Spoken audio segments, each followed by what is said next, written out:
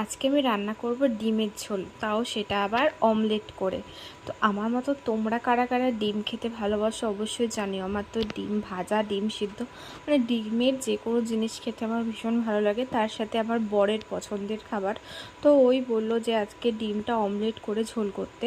তো আলুটা আমি প্রথমে একটু সেদ্ধ করে নিয়েছিলাম, তার জন্য এখন আর বেশি ভাজতে হবে না।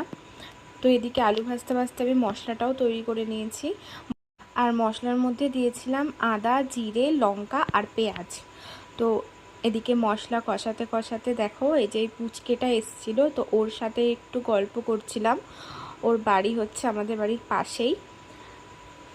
তোমরা কিভাবে ডিমের ঝোলটা খেতে পছন্দ করো? ডিমটা সেদ্ধ করে না ডিমটা ভাজা করে? আমার দুটোই ভালো লাগে, তবে সব সময় ডিম সেদ্ধ করে করলে গোটা না খেলে আবার ভালো লাগে না, তখন ডিমটা বেশি লাগে। আর এরকম অমলেট করে করলে অল্প ডিমে অনেকটা হয়, যার জন্য মাঝে সাঝে এরকম ডিমের অমলেট করে করি। আর এই দেখো ডিমটা আমি এখন এর মধ্যে দিয়ে দিলাম, একটু পরে ডিমটা কতটা ফুলে উঠবে।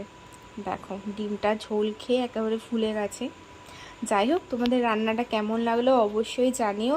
আর তোমাদের বাড়িতে আজকে দুপুরে কি রান্না হয়েছে সেটাও কমেন্ট করে বলো।